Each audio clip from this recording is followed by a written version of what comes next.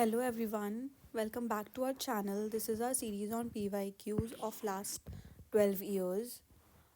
In this lecture, we will cover democracy from Unit 1 Political Theory. So, our first question is to match the authors with their books. So, here authors are given Alblaster, Macpherson, Carol Patman, or David Helt. So, our answer will be A का 4, B का 3, C का 1, D का 2. Okay, let's match. A is alabaster, इसका इनकी book का नाम है democracy. Macpherson की बुक का नाम है the real world of democracy. Carole Pateman जो कि है फेमिनिस्ट हैं, उनकी बुक का नाम है पार्टिसिपेशन एंड डेमोक्रेटिक थ्योरी. वो विमेन पार्टिसिपेशन की बात करती है. डेविड हेल्ड की बुक है मॉडल्स ऑफ डेमोक्रेसी. ठीक है. डेविड हेल्ड किस बारे में बात करते हैं? डेविड हेल्ड बात करते हैं कॉस्मोपॉलिटन डेमोक्रेसी के बारे में. तो मैकफर्सन की बुक का नाम क्या है रिवाइज करने के लिए? बी का है three the real world of democracy. Okay, so the next question, ये आपको रटना पड़ेगा, आपको इसकी लिस्ट बना लेना बुक्स एंड ऑथर्स की. एक पूरे हर चैप्टर में जितना भी तो हमें बुक्स मिलें जिस भी PYQ में, have it ready for revision in the last days.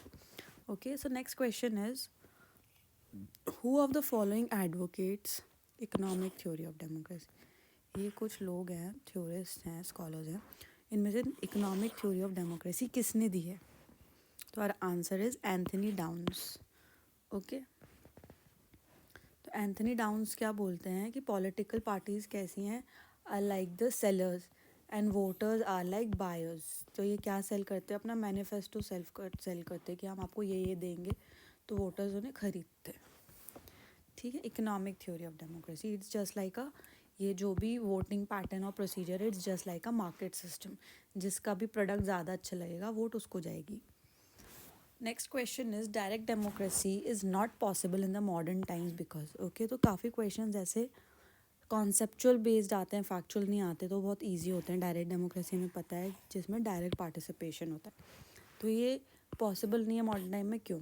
People are indifferent towards the affair of state. No. Political parties are opposed to it. No. Property class is opposed it. No. Of the practical difficulties posed by the size and population of modern state. ये है reason. Fourth will be our answer. इसकी वजह से क्या आया है? इसकी वजह से आया है रिप्रेजेंटेटिव डेमोक्रेसी. तो अब ज़्यादातर जगह पे क्या है? Representative democracy. क्योंकि इतनी पॉपुलेशन है, इतनी बड़ी बड़ी साइजेस हैं नेशंस की, कि डायरेक्ट पार्टिसिपेशन पॉसिबल ही नहीं हो पाता. अगला क्वेश्चन है, ठीक है, तो डायरेक्ट डेमोक्रेसी किस टाइम पे होती थी? स्मॉल स्केल पे एंशिएंट सिटीज़ में होती थी. जैसे कि क्योंकि एंशिएंट सिटी स्टेट्स क्या थे? छोटे थे. जैसे ग्रीस हो गया, एथेंस हो गया, स्पार्टा हो गया. बट अब जो मॉडर्न नेशन स्टेट्स हैं वो मैसिव स्केल के हैं, तो उसमें रिप्रेजेंटेटिव डेमोक्रेसी ही काम कर पाती है. So our next question is assertion reason वाला क्वेश्चन है. असर्शन है power corrupts and absolute power corrupts absolutely. ये सही है. ये किसका स्टेटमेंट है ये वाला? Power corrupts and absolute power corrupts absolutely is of Lord Acton. Reason में लिखा है democracy is the best check against the misuse of power as the power is distributed among various groups. ये भी सही है. मिसयूज के against democracy best antidote है. Misuse of what? Power. क्यों? क्योंकि पावर डिस्ट्रीब्यूट हो जाती है. तो both A and R R true and R is the correct explanation of A. Next question is of also of assertion and reason. तो for Fukuyama, ये Fukuyama है, for Fukuyama liberal democracy में constitute the end point of mankind's ideological evolution. Right है. Francis Fukuyama क्या बोलते हैं कि जब USSR का डिस्ट्रक्शन हुआ एंड USA जीत गया इन कोल्ड वॉर इन 1989 और 1991, what ever you can consider, तो किसकी जीत होगी? लिबरल डेमोक्रेसी की जीत होगी. एंड ऑफ आइडियोलॉजी हो गया. ठीक है,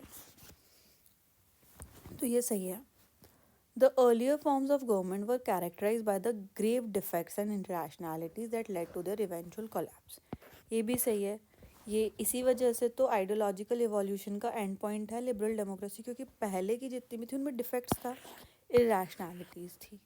ये सब किसके अकॉर्डिंग है? फुकुयामा के अकॉर्डिंग. तो one both A and R true. R is a correct explanation of A. Next question is who among the following emphasised on procedural theory of democracy. तो हमारा आंसर हो जाएगा रॉबर्ट ए डाहल. ये procedural theory of democracy की बात करते हैं. ठीक है.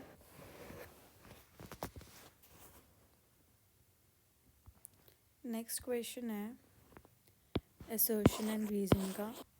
कंसोसिएशनल democracy is an incomplete theory of democracy. सही है ये. कंसोसिएशनल डेमोक्रेसी क्या होता है? जब डेमोक्रेसी तो है बट पावर जो है वो डिवाइडेड है इन ग्रुप्स.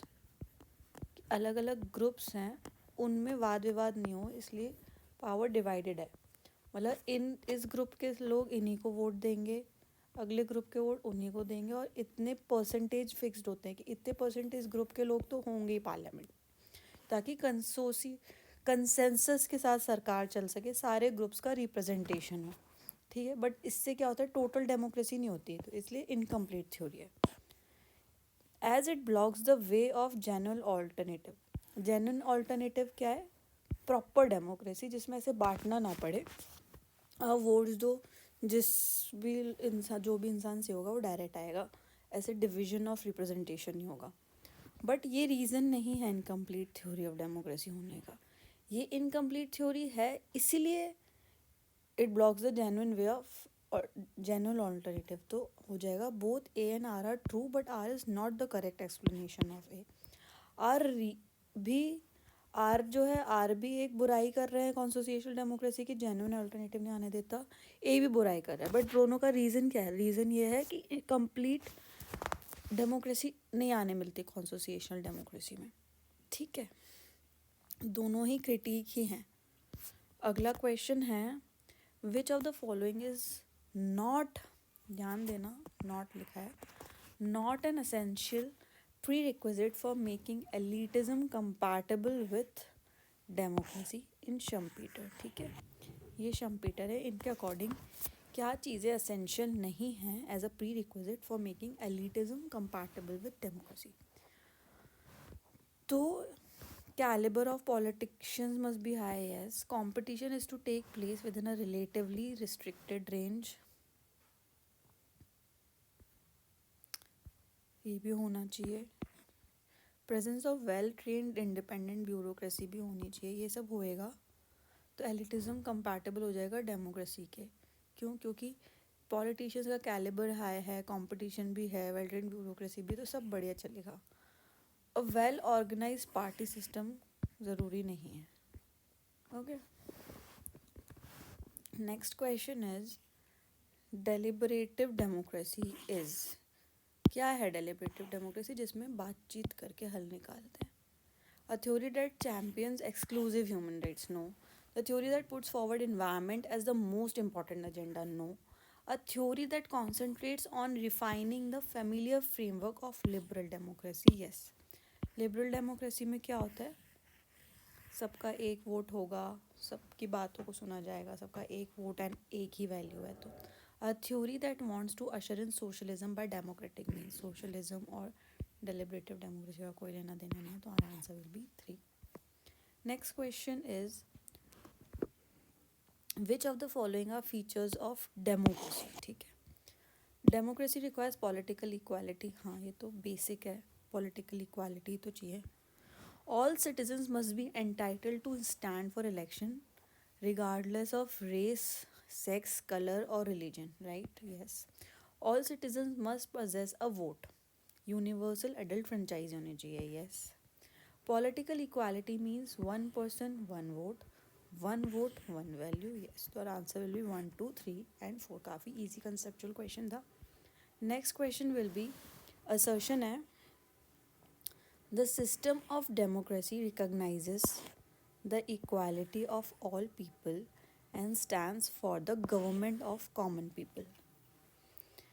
ठीक है, the system of democracy recognizes equality of all people, yes, and stands for the government of common people, yes. It is commonly believed that government is largely controlled and managed by power elite. ये भी सही है, ये भी सही है, but ये R is not the reason for A. 2 will be our answer. ये दोनों सही हैं. R is not correct explanation of A. Next question is, who among the following described modern democracies as polyarchy?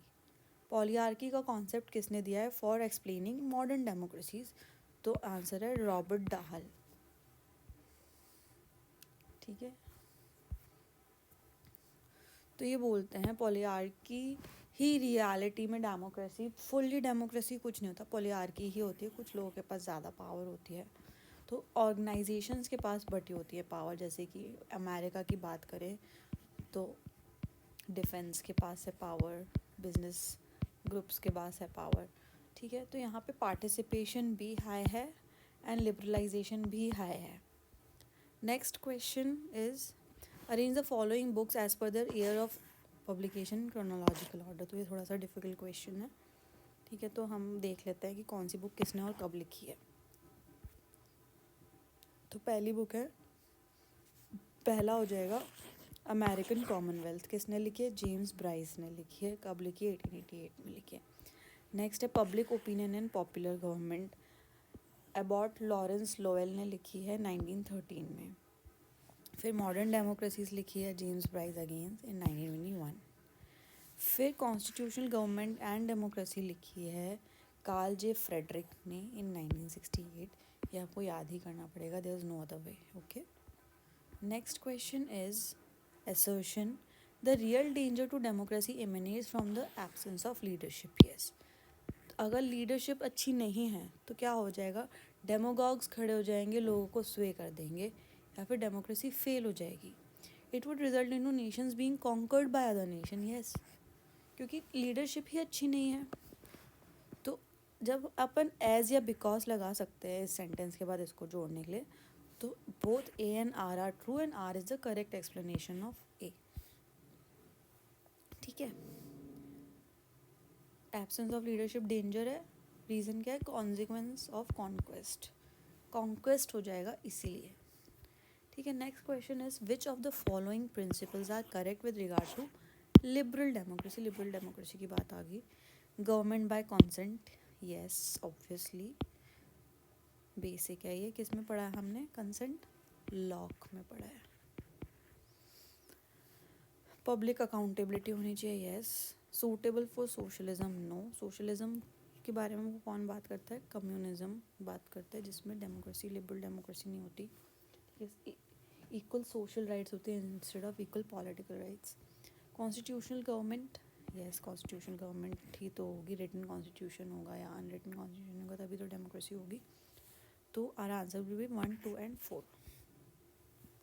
ठीक है, next question is, assertion है, the concept of popular sovereignty and universal adult suffrage is complementary to each other. obviously popular sovereignty मतलब कि power किसके हाथ में है? लोगों के हाथ में. और यूनिवर्सल एडल्ट फ्रेंचाइजी क्या है? सबके हाथ में एक वोट है. तो ये दोनों कॉम्प्लीमेंट्री हैं. वोट नहीं होगा तो पॉपुलर सॉवरेनिटी भी नहीं होगी. The source of sovereignty is the people and thus every adult should be given the right to vote. Yes, the answer will be 1. Both A and R are true and R is the correct explanation of A. Next question is, which among the following is the role of representative according to John Locke? तो और answer हो जाएगा A, B, C. Trustee deputy role, facilitator neutral role, district state और country role. ठीक है, revolutionary role नहीं दिया उन्होंने. तो किसकी बात हो रही है? जॉन वॉके की बात हो रही है. इन्होंने रिप्रेजेंटेटिव्स के कौन कौन से रोल दिए हैं, तो उनकी बुक का नाम भी देख लीजिए अगर कभी आए तो. The legislative system, explorations in legislative behaviour. तो लेजिस्लेटिव्स और रिप्रेजेंटेटिव्स के ये 3 रोल्स उन्होंने दिए हैं.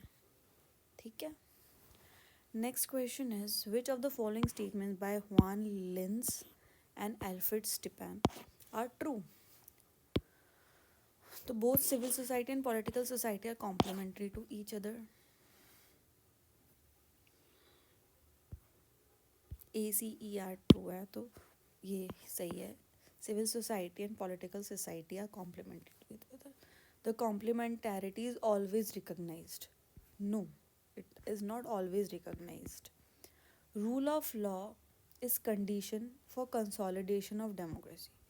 Yes, rule of law होगा तभी तो डेमोक्रेसी कंसोलिडेट होगी. रूल ऑफ लॉ के बिना डेमोक्रेसी होगी कैसे? Modern consolidated democracies have pure market economies only. तो ये तो गलत है. प्योर कंसोलिडेटेड ज़रूरी नहीं है कि प्योर मार्केट इकोनॉमी. कहीं भी प्योर जब ओनली आ गया ना तो कोशिश करा करो काट दो. तो डी तो नहीं ही होगा. क्यों नहीं होगा? क्योंकि प्योर मार्केट इकोनॉमी कहीं नहीं है. हर जगह स्टेट इंटरफेयर करता है कि अमेरिका ही क्यों ना हो.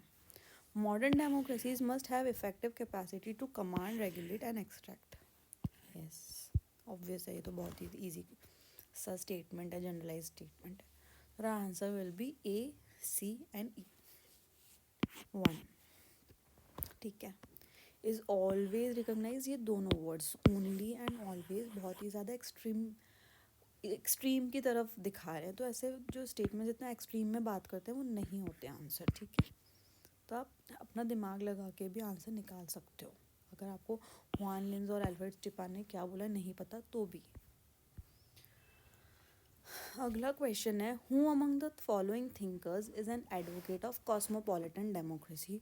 और आंसर इज कांत, क्योंकि प्लेटो और हीगल तो डेमोक्रेसी की बात ही नहीं करते हैं. एस डी लॉरेंस भगवान जाने कौन है. तो Kant will be our answer. Kant किसके बारे में बात करते हैं? World federation and free republics के बारे में बात करते हैं. वो बोलते हैं कि जहाँ डेमोक्रेसीज होते हैं तो वो लड़ाई के लिए नहीं जाती, क्योंकि उसमें किसके पास पावर है? लोगों के पास पावर है. Sovereignty is in the hands of people, citizens. तो वो अपने गवर्नमेंट पे ना चढ़ के रखते हैं कि नहीं हम लड़ाई में नहीं जाएंगे. इसलिए क्या हो, किसकी पॉसिबिलिटी होती है? परपेचुअल पीस की पॉसिबिलिटी होती है. तो the 3 components of Kant's hypothetical treaty for permanent peace are, पहला है कि सारी जो सिविल कॉन्स्टिट्यूशंस हैं वो रिपब्लिकन होनी चाहिए, यानी हेड ऑफ स्टेट क्या होना चाहिए? इलेक्टेड होना चाहिए. फेडरेशन ऑफ फ्री स्टेट्स होनी चाहिए, कोई दड़ा धमका के अपने अंदर नहीं लेके आएगा. यूनिवर्सल हॉस्पिटैलिटी होनी चाहिए एक दूसरे को लेकर. ठीक है. और कौन कौन से स्कॉलर्स हैं जो कॉस्मोपॉलिटन डेमोक्रेसी की बात करते हैं? Daniele Archibugi and David Held. Okay. Next question है, who among the following has defined deliberative democracy in terms of pluralistic associations. तो our answer is Joshua Cohen. ठीक है. वो deliberative democracy को इस term of pluralistic associations बताते हैं.